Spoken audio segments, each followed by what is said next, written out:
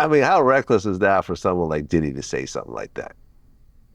Bro, man, I'm tired of y'all, man, keep saying this, bro. It takes a special person to make the hard decisions. It takes a certain person to be a jailer. It takes a certain person to be an executioner. It takes a certain person to be a judge. Some people don't have these components to be these type of people. And what I'm saying that is, yeah, Diddy is not a perfect person. But if you remove Diddy from the culture, who is the filter between the urban community for talent to the majors? You only got him and Puff. You got him and Jay. That's it.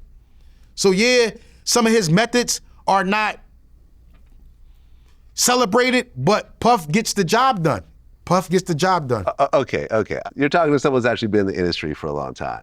There's a lot of people out there like Top from TDE that don't have a reputation like that. Dr. Dre running Aftermath does not have a reputation for threatening people or threatening to smack people up. Suge did, but once he started his label, there was none of that nonsense.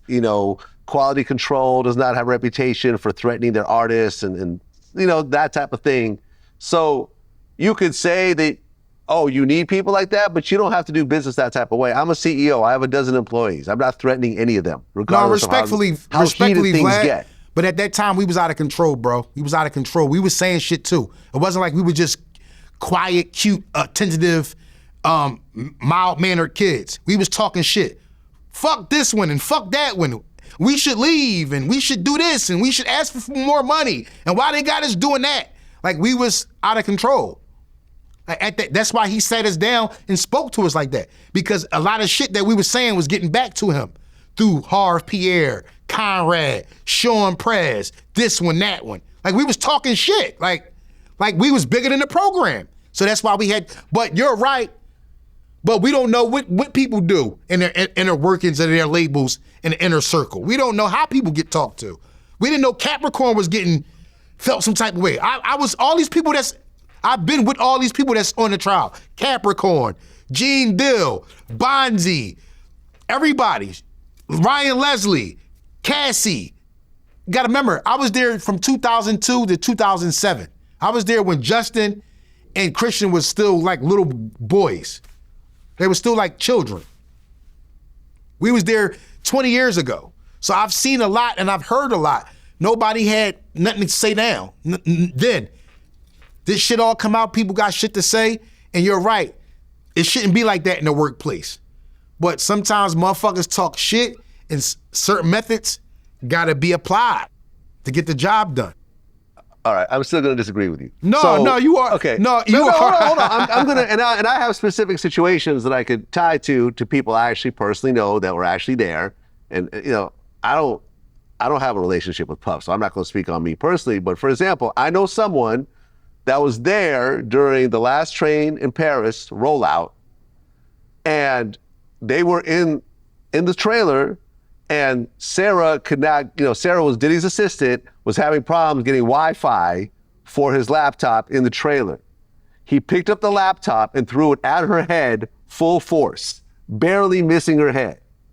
And this came out in the trial later after already hearing this story. You don't do shit like that, man. If you were a CEO, you don't throw laptops at people's heads that work for you. They're actually trying to fix a problem.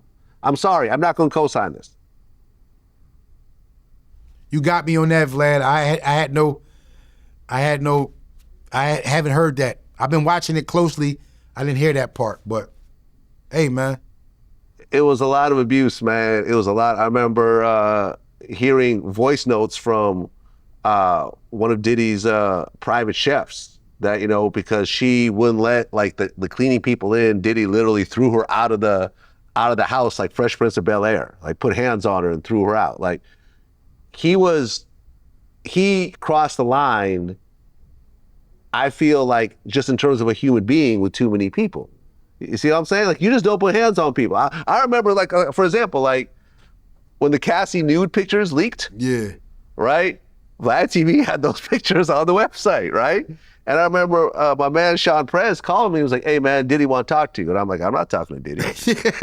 I said, "I know what this phone call is about. I'm not going to be yelled at for the next 20 minutes." He's like, "You don't want to talk to him?" I'm like, "No, I don't want to talk to him." Because I have a certain tolerance when it comes to how you how you deal with me. Like, I don't give a fuck how much money you're worth. You're Yeah, we not all gonna men. demean me. You We know all what I'm men. saying? We all men. We all men. So yeah, We're all men. Yeah. yeah. But Diddy has just been winning for so long, and having it his way for so long. It's like, I think if they would even if they would take away half of his fortune, he still would carry it like that. He still would carry it like that.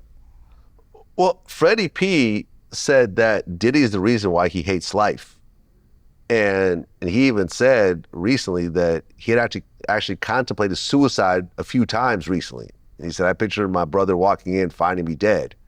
You know, I cried a few times thinking about leaving my son because you just get tired of life. It's like no matter what you try to do, you just got to keep battling. Dudes got their foot on your neck.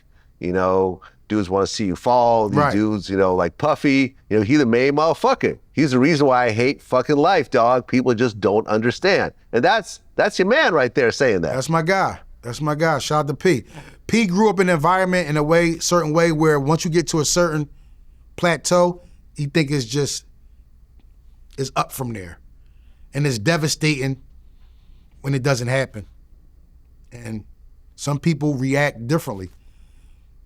You might react a certain way. I react a certain way. Chopper reacted a certain way. Sarah reacted a certain way.